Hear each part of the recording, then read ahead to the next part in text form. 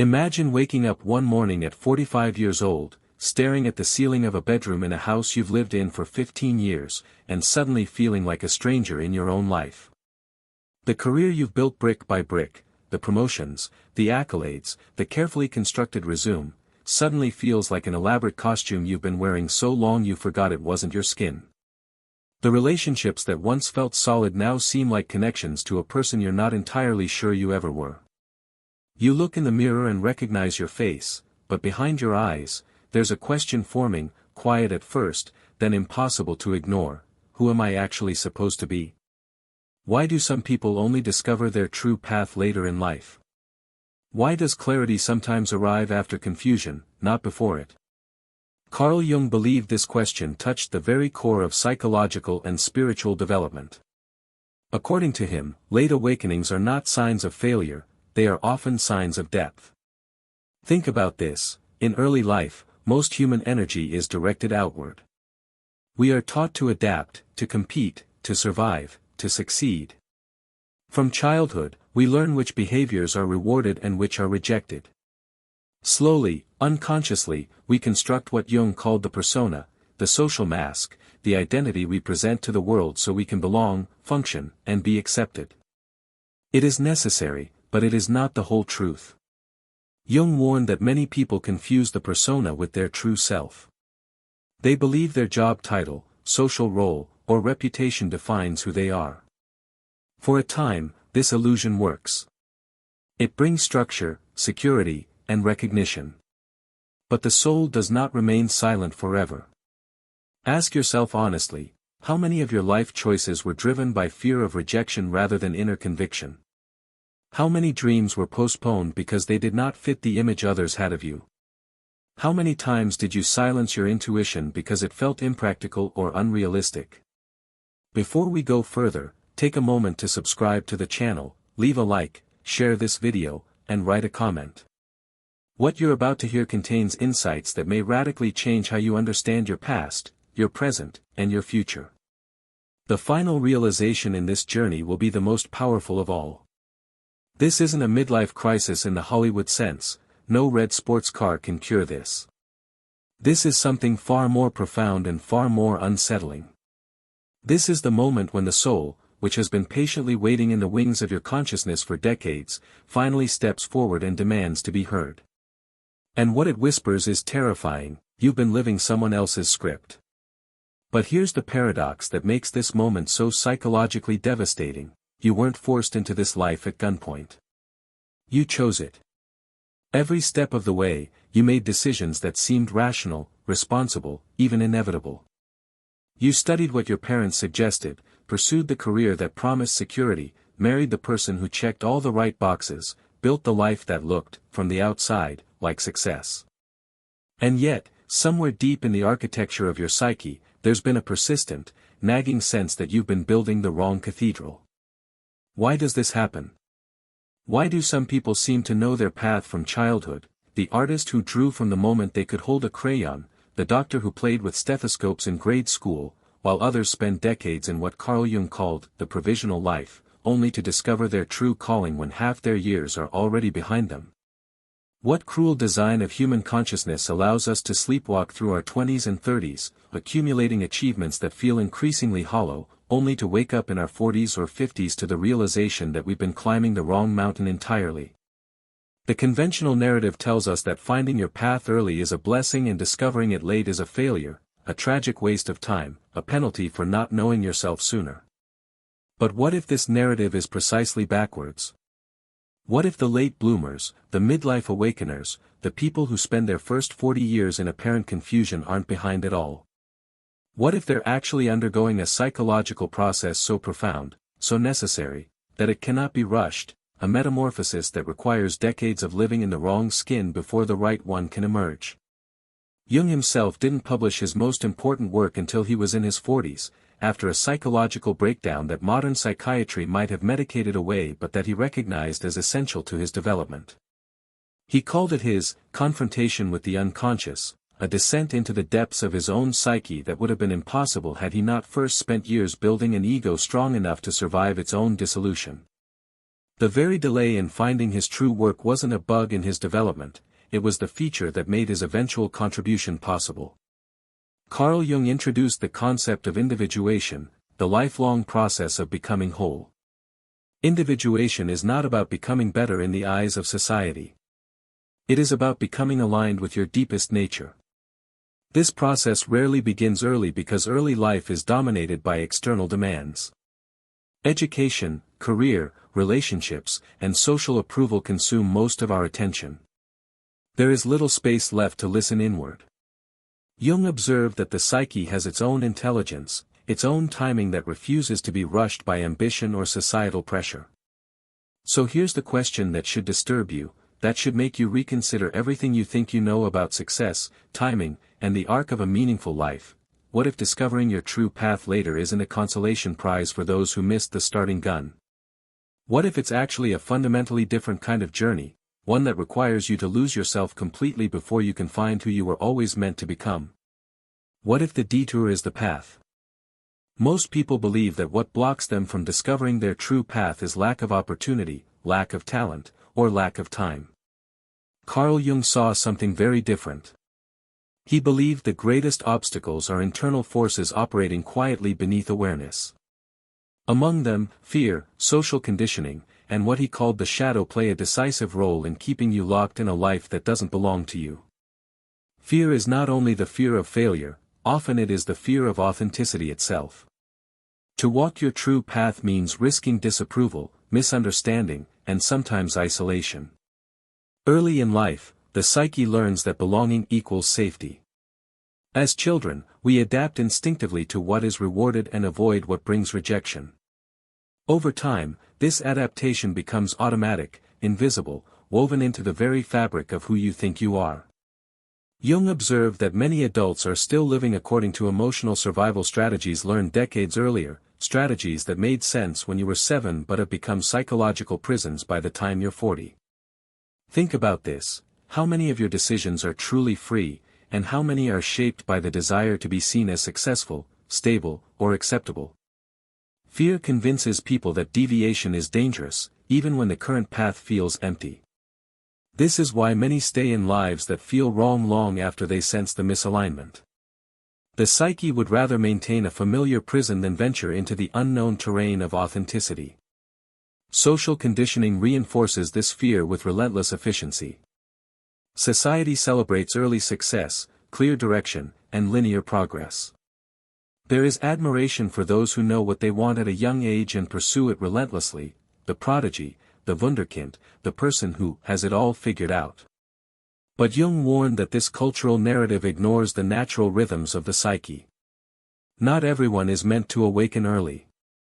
Some are meant to mature, to experience contradiction, to live several lives within one lifetime before the deepest truth can emerge.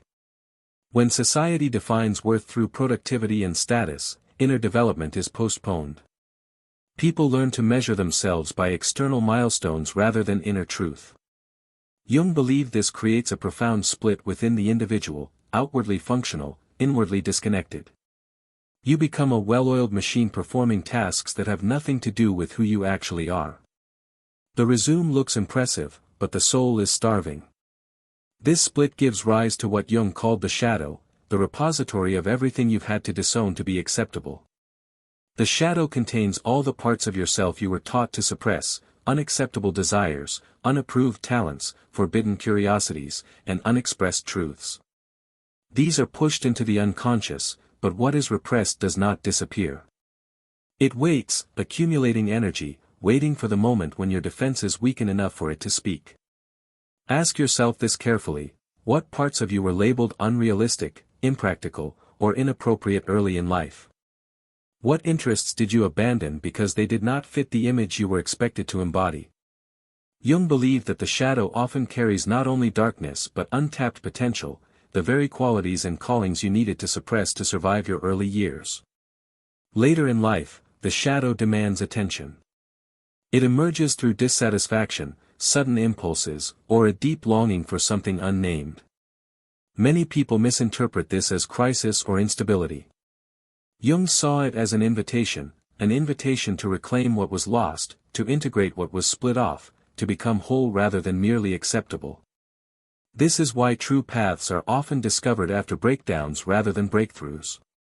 A career collapse, a failed relationship, a health scare, or an existential crisis can tear down the persona. When the mask cracks, what was hidden finally has a chance to speak. Jung emphasized that the second half of life operates under different psychological laws than the first. The first half is about building an identity, a career, a place in the world. The second half is about truth, confronting who you actually are beneath all the construction. This transition is not smooth because it requires you to betray the very strategies that brought you success in the first half of life. Suffering is one of the most misunderstood elements of the human experience. Most people see it as something to be avoided at all costs, a sign that something has gone wrong. Carl Jung saw it differently. He believed that suffering often carries meaning, and that within it lies essential information about the direction the soul is meant to take. If life were only meant to be comfortable, growth would be unnecessary. Jung observed that moments of deep inner conflict often arise when a person is living out of alignment with their true nature. The psyche reacts by creating tension. This tension is not cruelty, it is communication. Later in life, suffering often intensifies because the unconscious has grown tired of being ignored. The signs become stronger: feelings of emptiness, anxiety without a clear cause, loss of motivation, or a persistent sense that life lacks meaning. Jung believed these experiences were signals pointing toward transformation, not pathology. The conventional response is to medicate the symptoms, to numb the discomfort, to double down on the strategies that brought success in the first half of life. But this only amplifies the soul's desperation. The psyche responds by withdrawing energy from outer goals. What once felt meaningful loses its vitality. This is not punishment, it is guidance. One of Jung's most profound insights was that what we most resist often contains what we most need. The very areas of life that cause the greatest pain frequently hold the key to individuation. Pain strips away illusions. It exposes false identities. It forces confrontation with truths that comfort never demands. Ask yourself this: what experiences in your life caused the deepest discomfort yet also reshaped you most profoundly? Jung believed that the soul matures through confrontation, not avoidance. When suffering is met consciously, it becomes initiatory rather than destructive. Loss plays a central role in this process. The loss of youth, status, relationships, or certainty can feel devastating. But Jung saw loss as a psychological clearing. When something external is removed, attention is forced inward. This inward turn is essential for discovering the true path. Many people attempt to replace loss with distraction.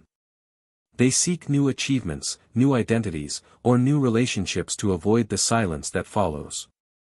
Jung warned that this only delays the inevitable. The soul will repeat the lesson until it is learned. Think about how many people chase success endlessly yet feel increasingly hollow. Jung believed this happens when the soul's call is ignored.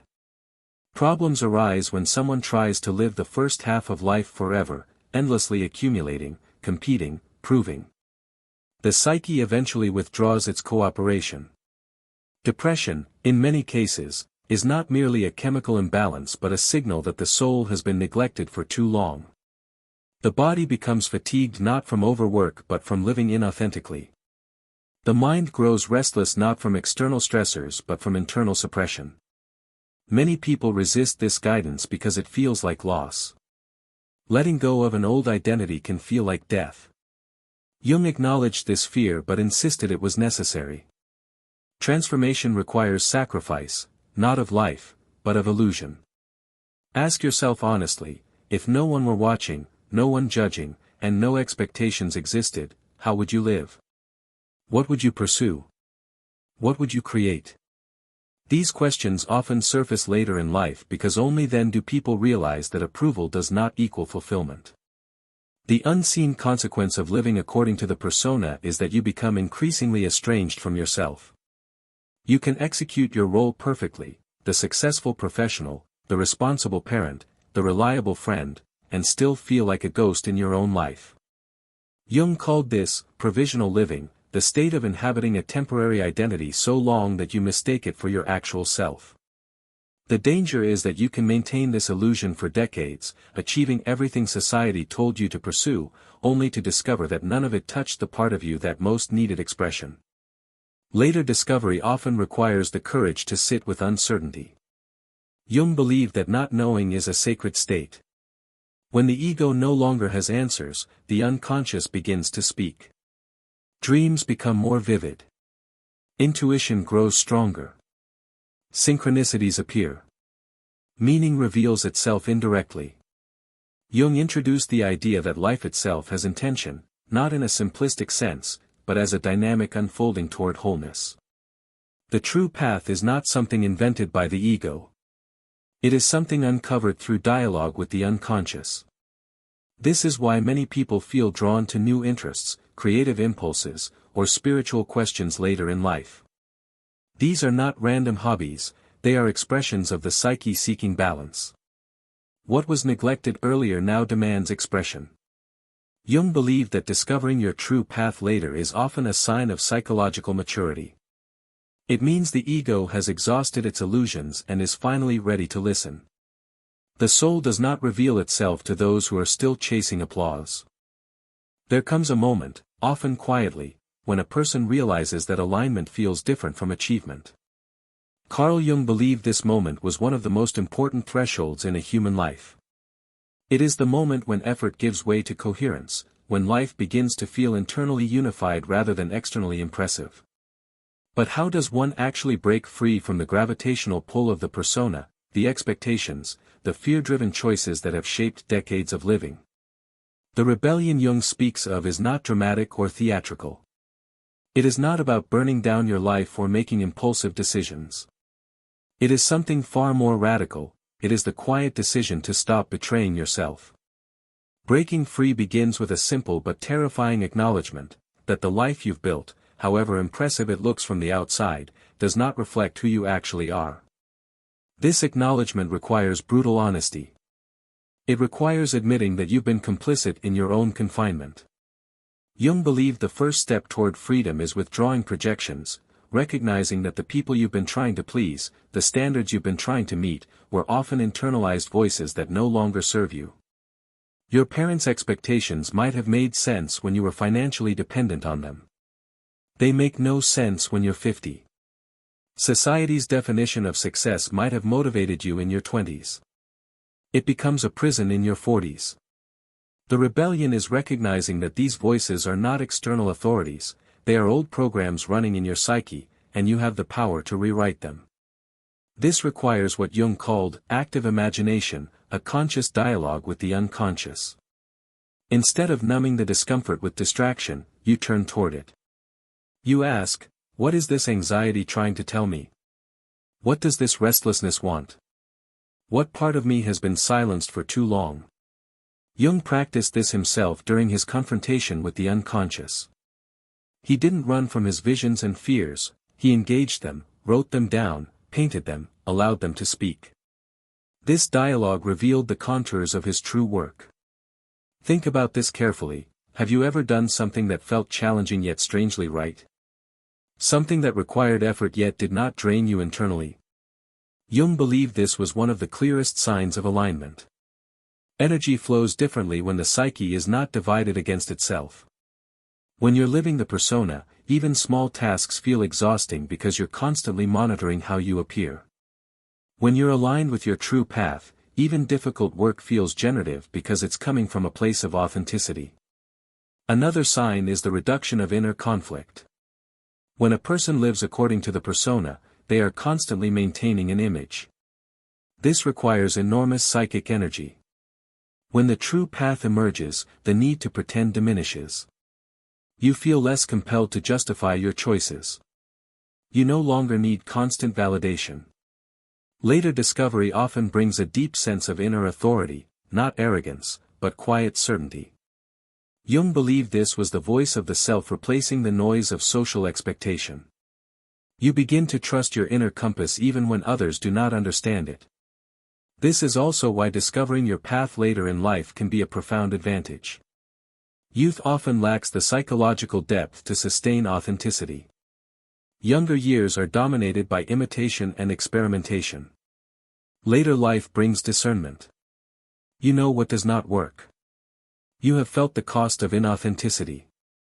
This knowledge becomes wisdom. Jung emphasized that the goal of life is not happiness but wholeness. Happiness is fleeting. Wholeness is enduring. When the conscious and unconscious are integrated, a person feels internally grounded even amid uncertainty. Living your true path does not mean abandoning responsibility. Jung rejected escapism. He believed the authentic life honors reality while remaining true to inner truth. The challenge is not to reject the world but to inhabit it without losing oneself. This requires courage, courage to disappoint others, courage to release outdated identities, courage to accept that some doors close so that others can open. Jung believed that every act of individuation requires sacrifice, but what is sacrificed is always false. Ask yourself this: what identity are you still protecting that no longer reflects who you are becoming? What story about yourself feels increasingly heavy to carry? These questions often arise when the soul is ready for integration. The rebellion is the willingness to let these false identities die. Not gradually, not with endless deliberation, but with decisive clarity. The psyche knows when you're ready. It simply waits for you to stop negotiating. Breaking free also means reclaiming the shadow, integrating those disowned parts of yourself. If you suppressed your creativity to be practical, the rebellion is giving yourself permission to create. If you buried your need for solitude to appear social, the rebellion is honoring your introversion. If you abandoned your curiosity to focus on security, the rebellion is allowing yourself to explore again. Jung believed the shadow often contains not darkness but light, the very qualities you needed to suppress to survive, now waiting to be reclaimed. There is one final realization Carl Jung hinted at often, indirectly, yet it may be the most transformative of all: discovering your true path later in life is not merely about finding meaning for yourself, it is about becoming a vessel through which meaning can move into the world. Jung believed that when a person aligns with the self, their life begins to serve something larger than personal ambition. This does not require fame or recognition. It requires authenticity. When the inner and outer life are no longer in conflict, presence itself becomes impactful. Others feel it. They sense depth, calm, and coherence without knowing why. Think about the people who have influenced you most deeply. Often they were not the loudest or most successful. They were grounded. They spoke from lived experience. Jung believed this kind of authority can only emerge after life has tested you. This is why late discovery carries a quiet power that early success rarely possesses. When you've lived through confusion, suffered through misalignment, confronted your shadow, and integrated what you found there, you carry a kind of gravity that cannot be faked. When the true path is embraced, regret begins to dissolve. The past no longer feels like wasted time. Every detour becomes intelligible. Even suffering finds its place. Jung emphasized that meaning redeems pain. What once felt random becomes necessary in hindsight. The years you spent in the wrong career weren't wasted, they taught you what authenticity costs. The relationships that didn't work weren't failures, they showed you who you are by showing you who you are not. The breakdowns weren't collapses, they were breakthroughs waiting to be recognized as such. This is the paradigm shift that changes everything. Your life was never meant to be a straight line. It was meant to be a spiral, circling back to the same questions at deeper levels, each iteration bringing you closer to the core. The detours weren't deviations from the path, they were the path itself, teaching you through experience what no amount of early clarity could have revealed. Jung once wrote that the afternoon of life must have its own meaning, just as the morning had. To cling to the values of youth is to deny the wisdom of maturity. Later life is not decline, it is integration. Another profound shift occurs in how you relate to uncertainty. Earlier in life, uncertainty feels threatening. Later, it becomes fertile. Jung believed uncertainty is where the unconscious has room to work. When you no longer demand immediate answers, insight has space to emerge. This is why many people feel drawn to contemplation, philosophy, psychology, or spirituality later in life. These are not escapes, they are tools for integration. Jung saw them as languages through which the psyche makes sense of itself. The true path is not always dramatic. Sometimes it expresses itself through restraint rather than action, through listening rather than asserting, through depth rather than speed.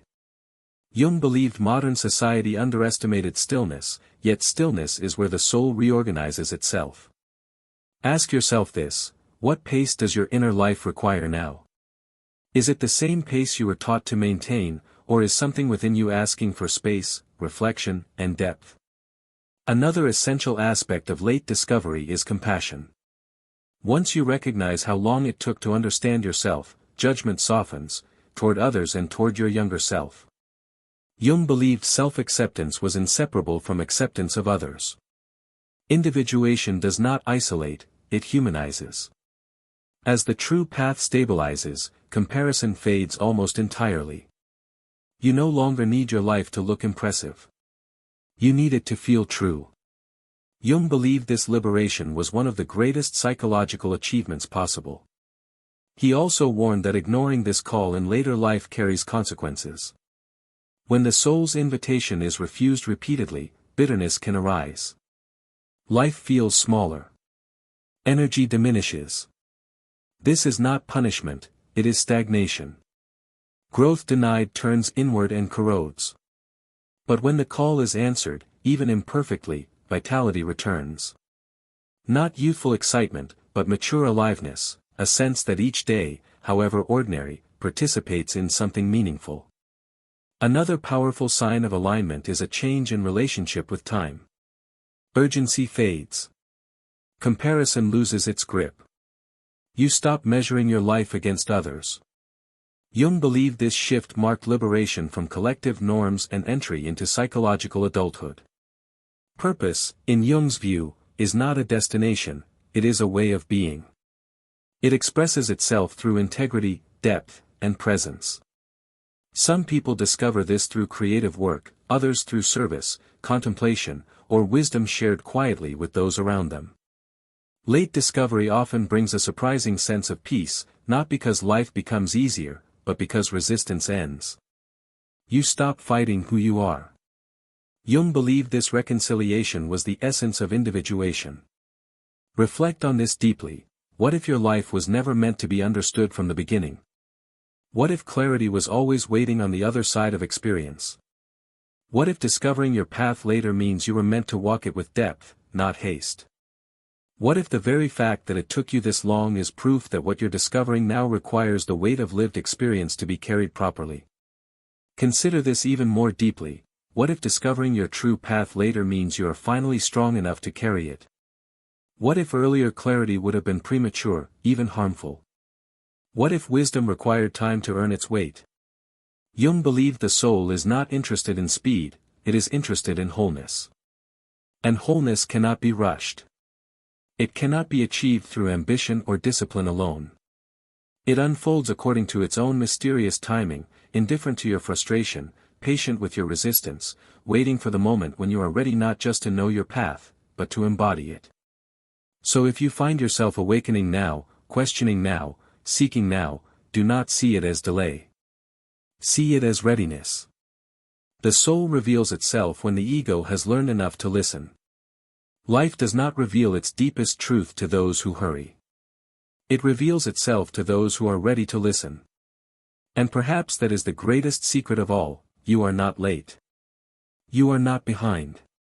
You are exactly where you need to be, discovering exactly what you're ready to discover, becoming exactly who you were always meant to become. Let me leave you with this final question: if your life were no longer about proving anything, who would you allow yourself to become? If you removed the need for external validation, the fear of judgment, the pressure to justify your existence through achievement, what would remain? Jung believed that what remains is the self, the organizing center of the entire psyche, the source of meaning that was always there, waiting beneath the layers of persona, shadow, and fear. And when you finally meet it, not with the urgency of youth but with the patience of maturity, you realize that every step of the journey, every wrong turn, every painful lesson, every year of confusion, was bringing you here. The path was never lost. You were simply not ready to see it yet. And now, finally, you are.